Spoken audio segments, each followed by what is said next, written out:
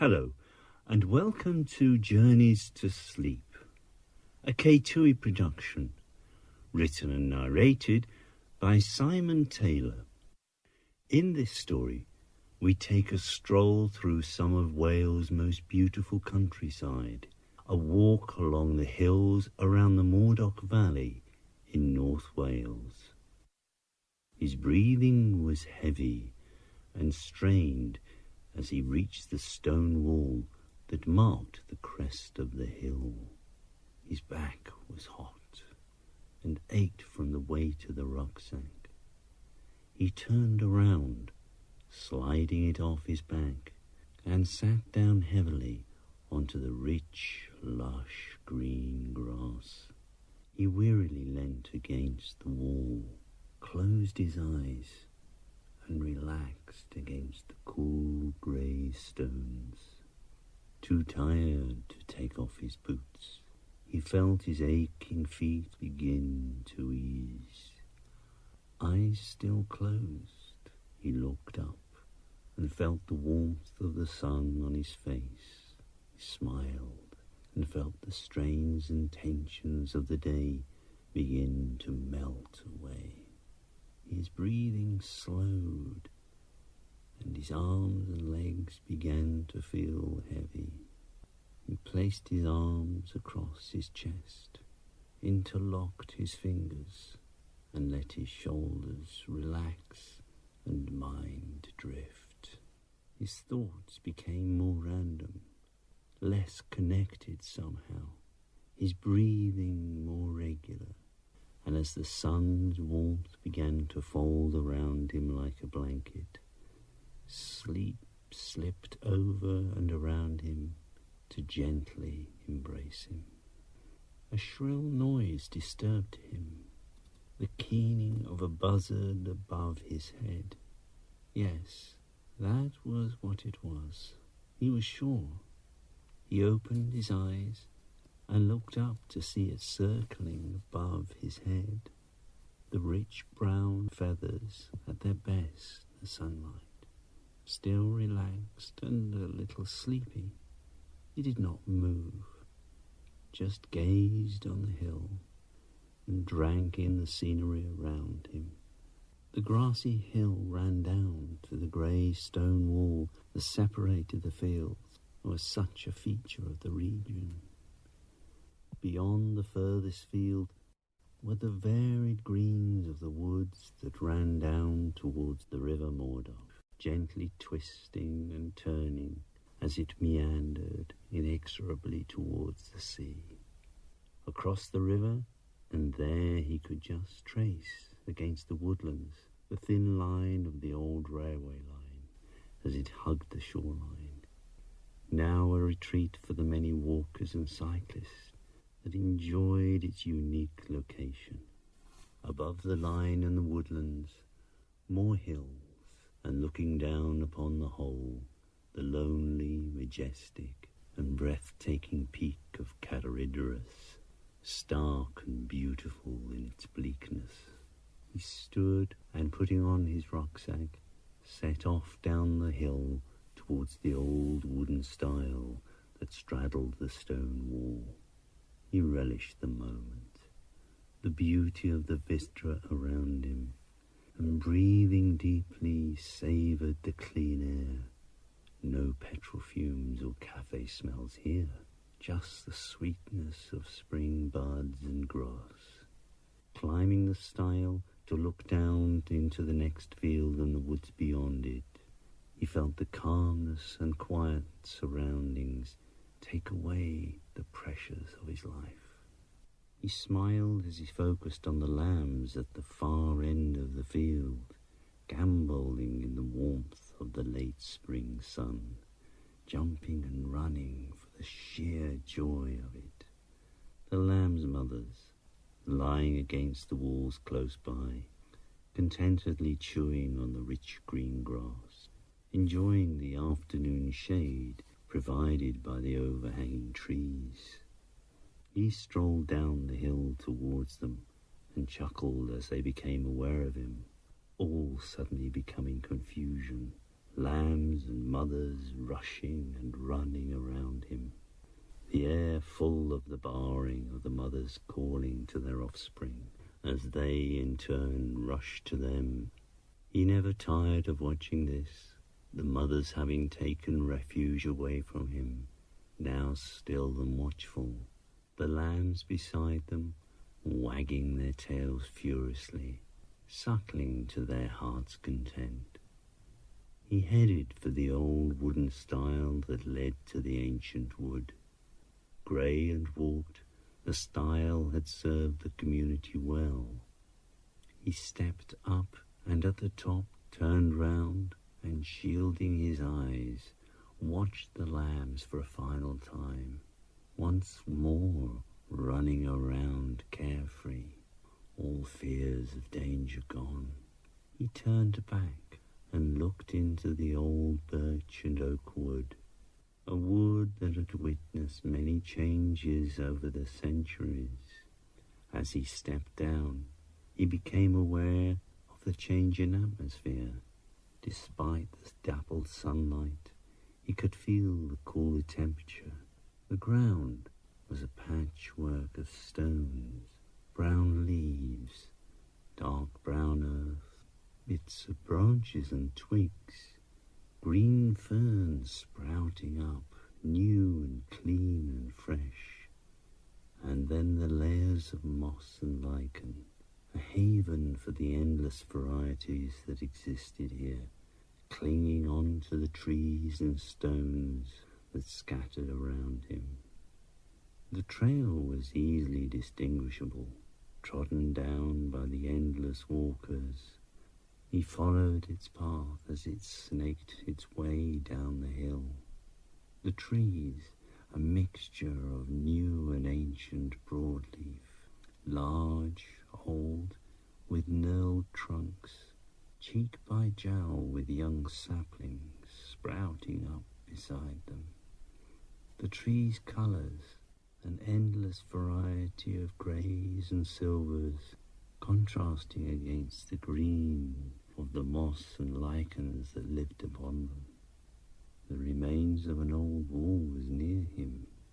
He followed it, now just knee-high, many of the stones gone, others strewn around its base, covered in moss like a blanket. He looked up, and there, nestled in the midst of the wood, stood the sad and tired remains of an old stone house. The ground around its base flat and dark green, its stone walls made up of all shapes and sizes, but each stone beautifully cut around its edge so that it fitted precisely against its neighbour. The doorway supported by its lintel of one long stone, so low in height that you would have to duck down to enter the ruin. Its roof had long collapsed, but there in the middle of where the roof once stood, a young ash tree had sprung up from the centre of the house, its new canopy covering where the old roof had been. He had no idea of its history, but this was an area of mining in the 18th and 19th centuries, including gold. It is said that the first gold was discovered in the area in the 1830s. Its mining grew until it peaked with 24 gold mines along the Mawddach Valley, producing some of the finest gold in the world. In fact, although mining has ceased, gold is still used by British royalty in their wedding rings. He followed the path past the ruin, stepped over the jumble of stones where once had been the gateway, and again followed the path as it continued its way downhill. Soon another stone wall blocked his path, another stile, but now the wood was ready to reveal another secret. A carpet of blue and green was revealed. Bluebells, Thousands upon thousands upon thousands of bluebells spread out across the whole of the wood in front of him. He jumped down and sniffed, relishing the sweet scent. Unlike the Spanish bluebells, which smelt of onions, the fragrance of the Welsh or British bluebell was a joy. The bluebells were also of a more delicate kind, the petals a darker shade of blue, which hung to one side. He looked around the whole wood. He nodded to himself. Spring was the best of seasons, everything new or reborn. He looked up. The leaves were still forming, a lush and new green canopy forming, but no barrier yet to the sun, the sunlight streaming down onto the wooden floor. His feet crunched on the path, and he smiled again as a new pleasure greeted him. As he continued along the path, he became aware of the rich green of the beds of wild garlic that grew on either side of it. Their broad dark green leaves were such a contrast to their delicate white flowers that swayed in the gentle breeze. He took in the strong scent. Yes, it could only be garlic, that unique, pungent, and so unexpected smell to a new visitor here in the middle of a Welsh wood. He stopped to listen. In the pine forests that march across much of this area, there is just silence. No birds, no animal sounds, just silence. But today, where woods of oak and birchwood still hold ground, he could hear bird song. Upon the trees, a rich flora of mosses, liverworts, and lichens grew, and that meant they attract the many insects that are preyed upon by the birds. In the summer, the woods would be full of bird song. Even today, he could hear many different birds singing.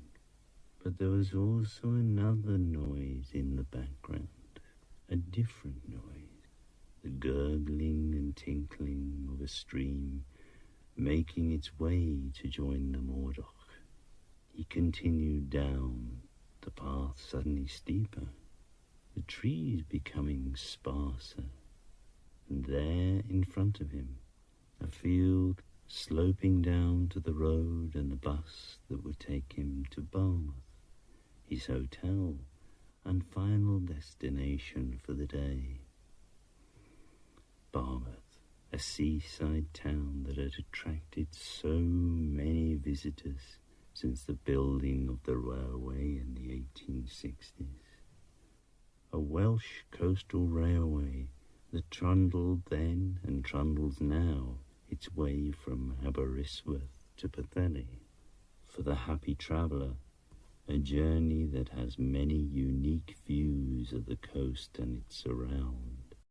He looked to his right, and there in the distance, the famous railway bridge that crossed the Mawddach as the now estuary joined the sea.